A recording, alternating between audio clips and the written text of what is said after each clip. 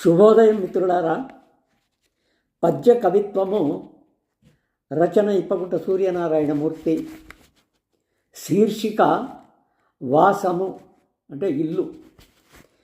వాసము భాగ్యవంతమగు పావన నామ ప్రమోదయోగమున్ ఝాస నిరంతరము వ్యవధానములేక దైవ చింతనన్ భాస ప్రసాదమందగను వాకిట నిత్యము రంగవల్లి శ్రీహాస వికాసవంతమగు యత్నము వెల్గువేళలన్.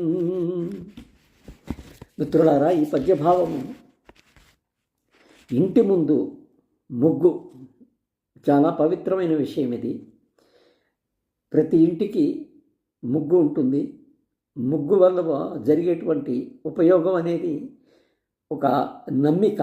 ఆ నమ్మకం ఎలాంటిదంటే, ఉదయాన్నే లేచి ఇంటి ముందు నీళ్లు చల్లి శుభ్రం చేసి ముగ్గులు వేస్తారు. అంటే అది ఒక విధమైనటువంటి ఆవాహన చేస్తుంది, మంచిని ఇంటిలోకి రప్పిస్తుంది. కనుక వాసము భాగ్యవంతమగు పావన నామ ప్రమోద యోగమున్. ఇల్లు అనేది భాగ్యవంతం ఎప్పుడవుతుందంటే, ఇంటిలో పావనమైనటువంటి ప్రశస్తమైనటువంటి నామము, ఒక పేరు రామ కృష్ణ అనేటువంటి ఈ దేవుళ్ళ పేరుతో అప్పుడప్పుడు పలుకుతుండాలి. ఝాస నిరంతరము వ్యవధానము లేకయే దైవ చింతనం. మనిషికి ఉన్నటువంటి ఝాస ఆలోచన నిరంతరం, ఆ వ్యవధానం అంటే విశ్రాంతి లేకుండా సాధ్యమైనంత వరకు మనసులో తలుచుకుంటూ ఉండాలి దేవుణ్ణి. భాష ప్రసాదమందగను. భాష అంటే వెలుగు. ఈ ఇంటిలో వెలుగు రావడానికి వాకిట నిత్యము రంగవల్లి, ఇది చాలా ముఖ్యమైనది. వాకిట్లో ఎప్పుడు కూడా ముగ్గు అనేది ఉండాలి. ఆ ముగ్గు నిరంతరం కనిపిస్తుండాలి. ప్రతి ఉదయం నీళ్లు చల్లి కళ్ళాపి అంటారు, చల్లి అక్కడ ముగ్గు వేయడంతో చాలా పవిత్రమైన ప్రదేశంగా దాన్ని పూజించినట్టుగా, అక్కడ నుంచి మనకు వచ్చేటువంటి అన్ని గాలుల మీద ఆ గాలులు పవిత్రమైన గాలితో ఇంటిలోకి ప్రవేశిస్తాయని.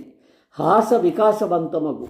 ఎప్పుడు ఈ విధంగా వాకిట్లో నిత్యం రంగవల్లి వేసినప్పుడు శ్రీహాస వికాసవంతమగు, మనిషికి కావలసినటువంటి ఆనందం వికాసం అంటే వికసిస్తుంది.